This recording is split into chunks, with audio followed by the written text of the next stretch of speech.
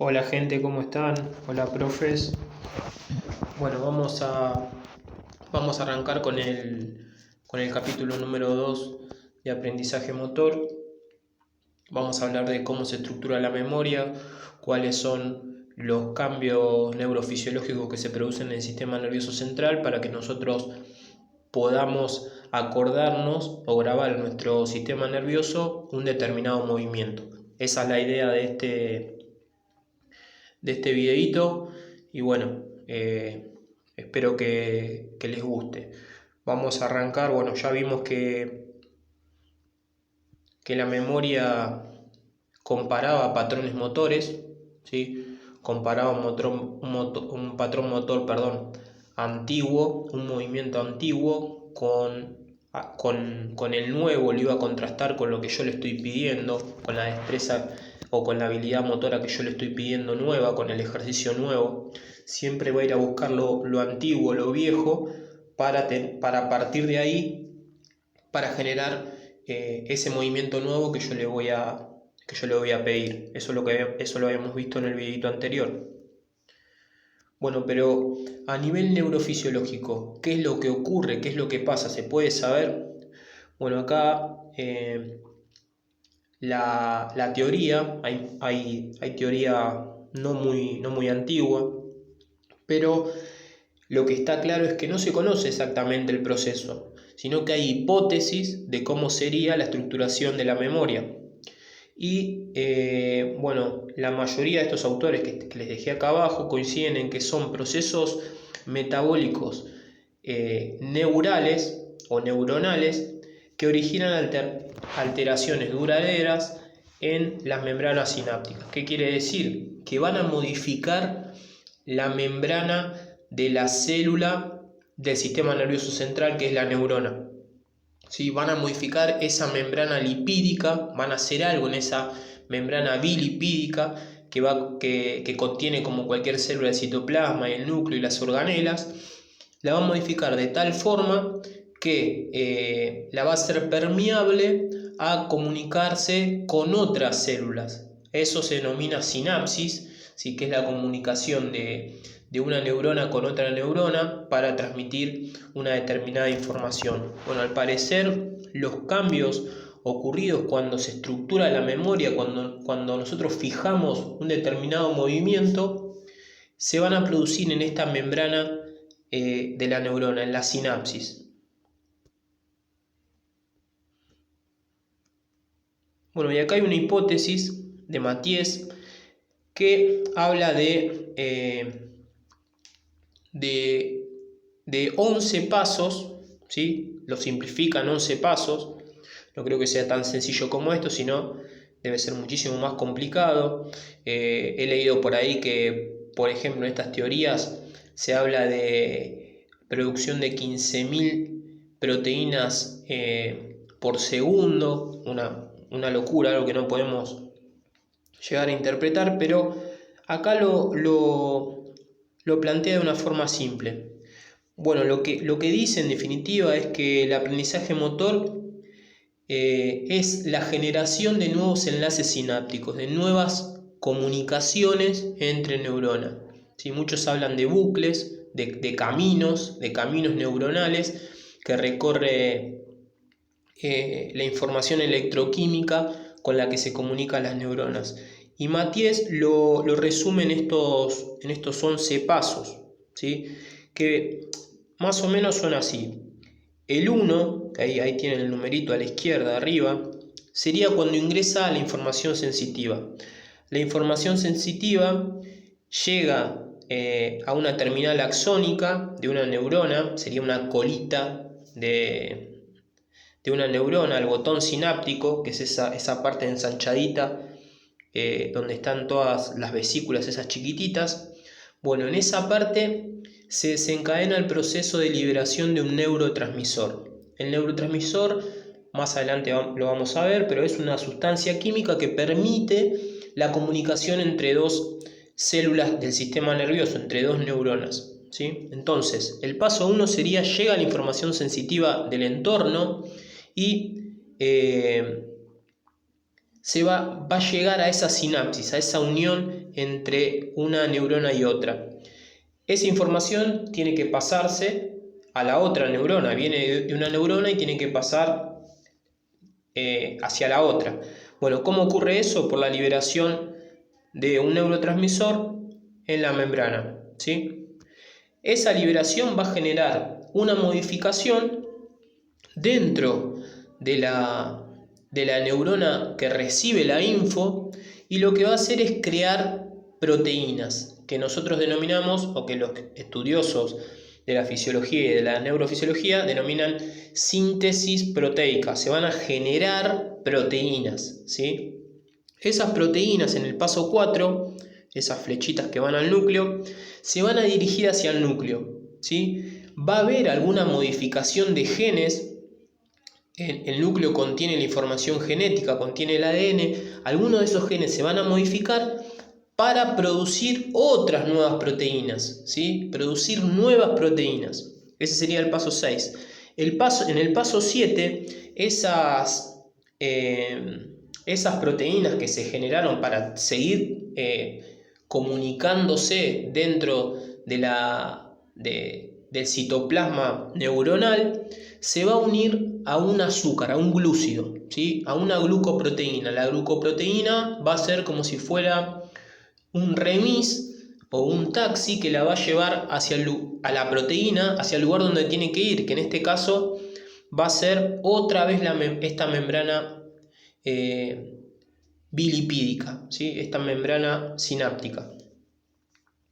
Una vez que se une a la glucoproteína, obviamente se toma el remis y se va a ir a la membrana sináptica, ¿sí? En ese lugar de la membrana, cuando llegue, se va a bajar de la glucoproteína y va a llegar a la membrana.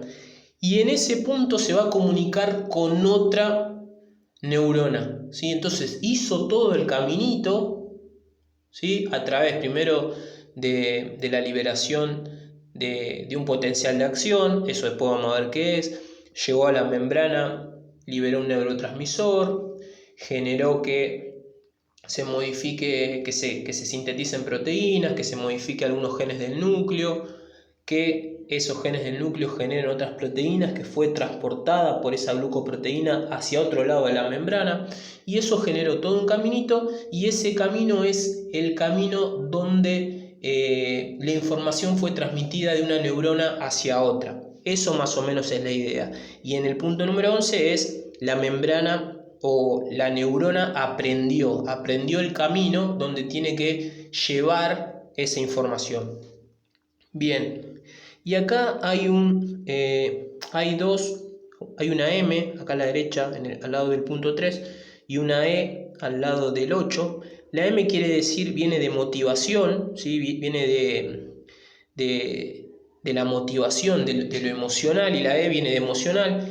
¿Qué quiere decir? Que cuando hay otra sinapsis, ¿sí? Y el sujeto está en un estado emocional, se liberan más neurotransmisores, ¿sí? Cuando le gusta lo que está haciendo al sujeto, cuando quiere mejorar, cuando tiene pasión, se activa algunas cuestiones emocionales que hacen que se produzca una mayor liberación de neurotransmisores.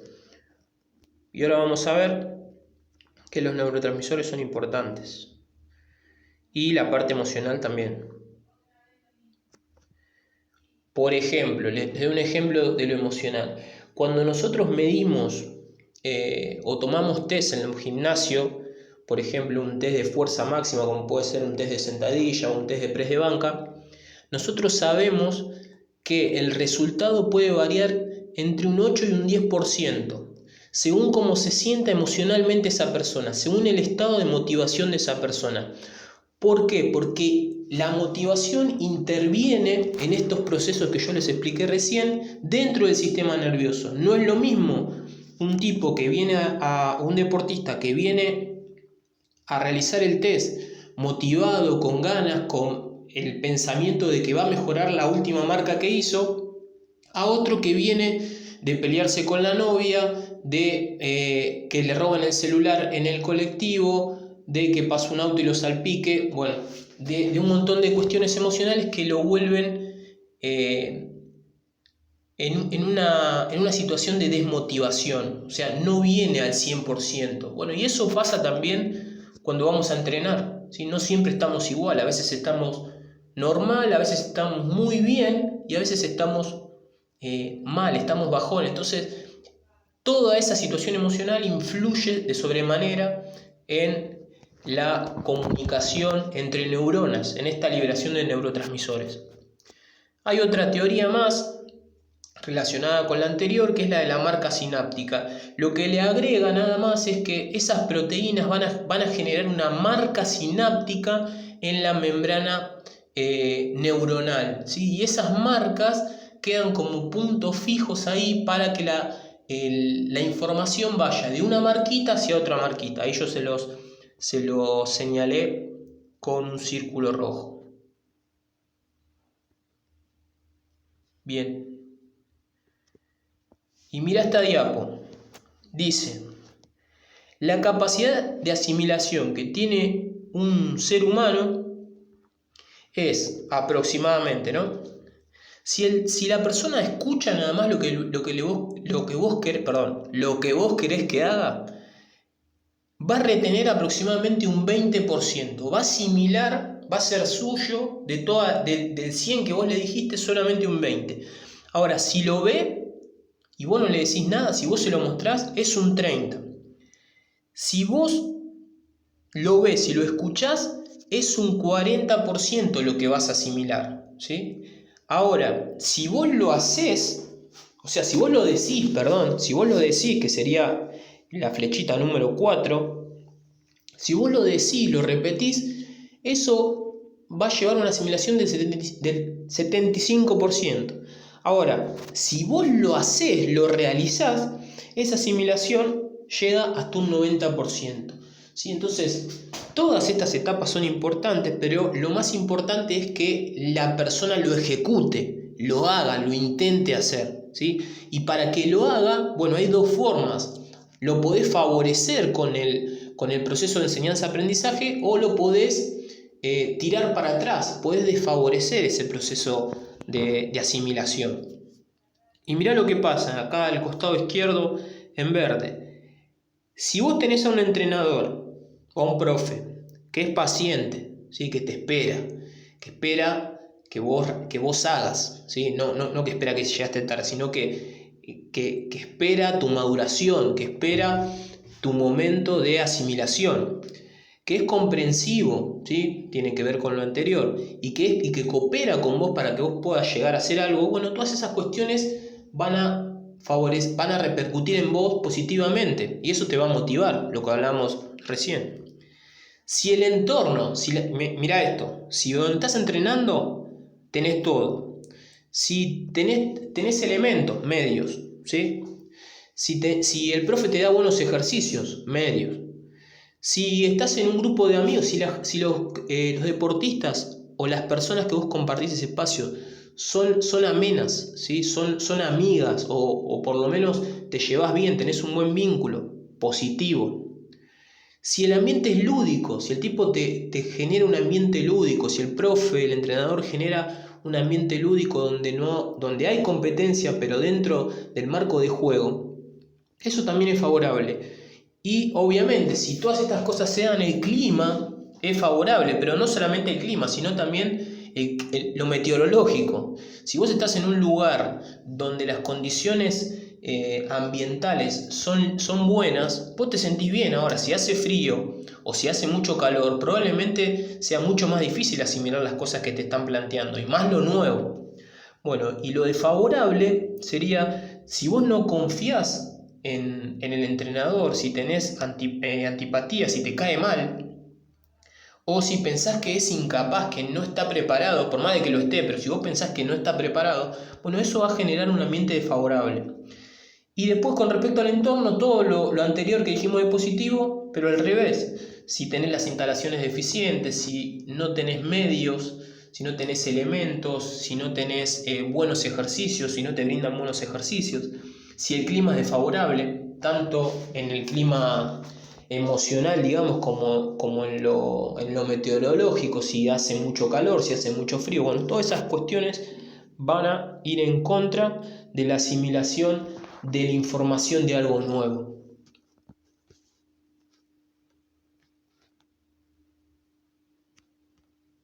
Y mira esta diapositiva habla sobre dos cuestiones que nosotros nos planteamos siempre y que en el transcurso de estos dos videos estuvimos nombrando como si fueran sinónimos, pero en realidad no lo son. Molina Rueda, que es un fisioterapeuta español, habla de que hay diferencias entre una habilidad y una destreza, y eso lo tenemos que tener en cuenta, porque si le pedimos a alguien que mejore algo que es genético, bueno, va a ser muy difícil que lo haga, porque mira, él dice que la habilidad es algo genético, o sea, es algo que ya lo trae de fábrica, ¿sí? Que no se modifica fácil y que es algo estable, que ya lo tiene y lo sostiene en el tiempo. ¿Por qué? Porque mirá este dibujito que yo te puse acá. Messi, este es Messi en el Barcelona. Ponele que ahí tenía 11, 12 años, ya desparramaba a los rivales, o sea, la gambeta es una habilidad natural que tiene Messi. Llevarla pegada al pie y que parece como si fuera la extensión de la punta del botín, es algo que ya tiene él en sus genes. Pero mirá esta otra foto con respecto a la destreza. Un tiro libre de la derecha en la puerta del área. Y Messi, hoy en día, si hay una falta en ese lugar del campo de juego, a nadie se le ocurriría decirle a Messi correte. Y acá cuando él tenía la misma edad más o menos de la que estaba gambeteando, estaba a un costado, ¿sí? Pateaba a otro jugador.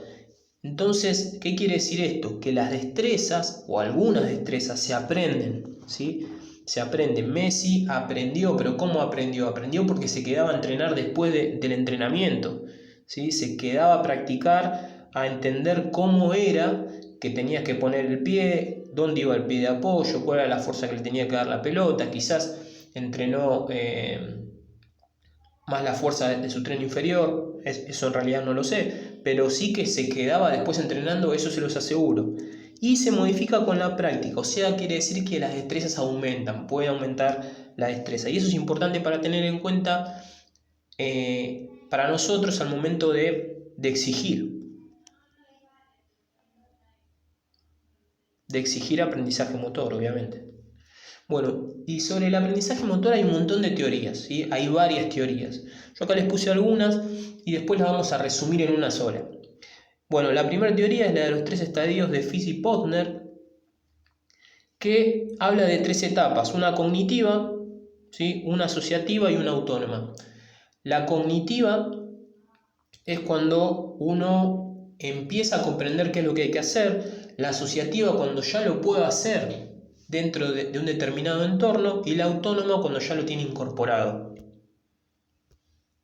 La otra teoría es la de Bernstein, que habla de 3 fases también, coincide con la anterior, donde hay una fase inicial, avanzada y una experta. La otra teoría es la de 2 fases de Gentile, donde hay una comprensión del objetivo y una fijación del movimiento. Y por último la teoría de Glenn Cross, que habla de una fase inicial de comprensión de la tarea y de coordinación torpe y una fase final de comprensión profunda y automatización del movimiento. Bueno, todas estas teorías tienen algo en común, ¿sí? La mayoría tiene 3 fases, ¿sí? Donde hay una fase de iniciación, donde uno empieza a comprender qué es lo que hay que hacer, donde la mayor parte de la información es visual, donde el sujeto se equivoca y hay un montón de errores y su técnica de ejecución es rudimentaria, ¿sí? O sea, quiere decir que es torpe, no hay motricidad fina, y donde está permitido equivocarse, obviamente. Después hay una segunda parte que hablan de asociativa o una fase avanzada, como dice Bernstein, que es donde empieza a comprender lo que hay que hacer. Ya genera el movimiento, genera la habilidad que vos le estás pidiendo, la destreza que vos le estás pidiendo. Vamos a hablar con propiedad ahora que ya sabemos cuáles son las diferencias. empieza a comprender la destreza, la puede realizar en un entorno facilitado, ¿sí? No en un entorno de juego todavía, lo hace pero en forma poco eficiente, o sea, con mucho gasto energético, con movimientos superfluos que no le permiten una fluidez, y una fase experta donde ese movimiento se puede llevar al campo, o sea, lo puede utilizar, es una herramienta más para utilizar dentro del deporte y ya lo tiene automatizado, ¿sí? Más o menos estas teorías tienen esos puntos en común. Bien, y por último, ¿qué cosas influyen en el aprendizaje? ¿Cuáles son los factores que influyen en el aprendizaje de un movimiento? Bueno, primero, si vamos a la persona, al deportista, al alumno, la edad. ¿Por qué la edad? Porque el sistema nervioso central, se sabe eso, se sabe científicamente, que tiene muchísima más plasticidad cuando es joven, ¿sí? Cuando es niño, hasta la adolescencia, que cuando es adulto. Esa plasticidad se va perdiendo. ¿Qué quiere decir plasticidad? La capacidad que tiene el sistema nervioso de modificarse, ¿sí? Entonces, si yo les doy cosas nuevas, si puede absorber muchas cosas nuevas en un primer momento, es mucho mejor. Si voy a ampliar su acervo motor, el niño aprende mucho más rápido que el adulto. Si no, fíjate con cuestiones tecnológicas, ¿sí? Cuando vos le das un celular a un nene o cuando vos le das un celular a una persona mayor, ¿sí? ¿Quién resuelve antes una determinada situación o quién interpreta mejor la utilización?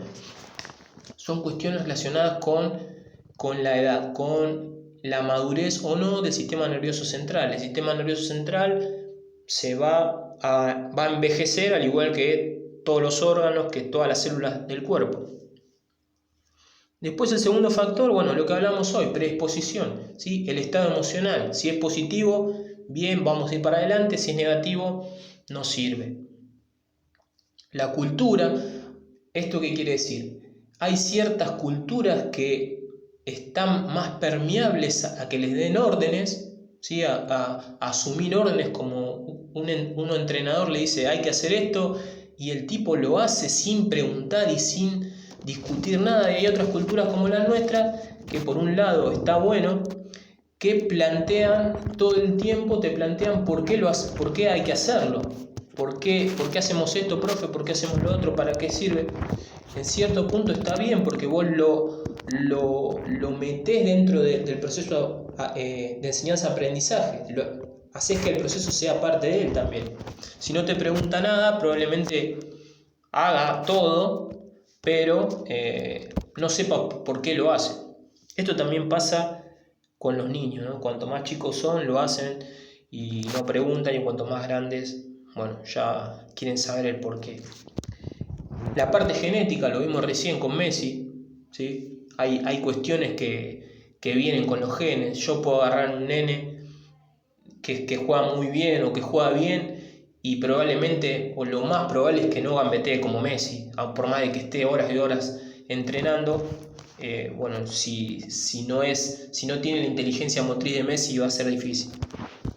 Y después, bueno, el acervo motor, la experiencia motriz, todas las experiencias de movimiento que tuvo en la vida, cuanto mayor es mejor. Por eso, bueno, en los principios de entrenamiento se habla de la variabilidad, de que no hay que especializar a edades tempranas. Bueno, hay muchísimos autores que hablan de eso.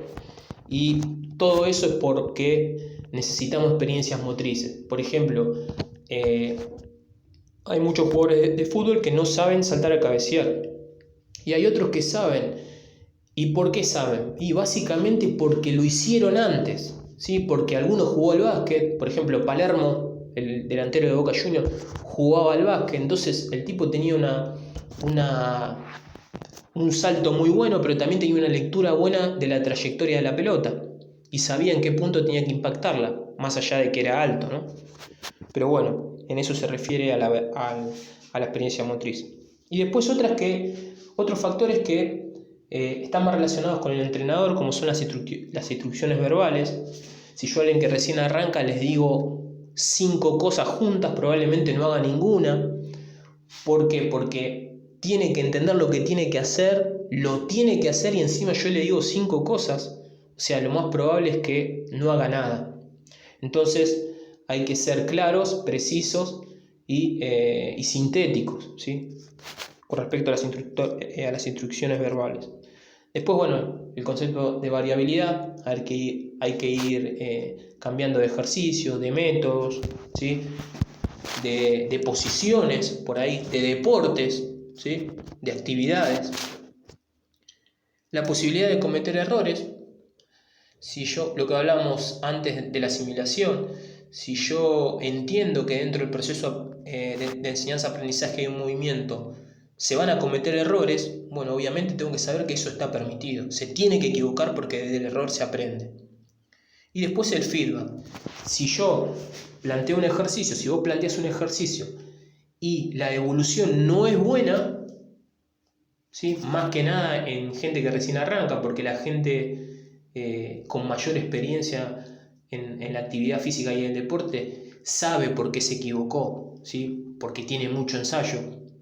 Pero si lo que vos le decís no es lo correcto, y bueno, probablemente no lo corrija, ¿sí? Bien, esos serían entonces los factores que influyen en el aprendizaje de un movimiento.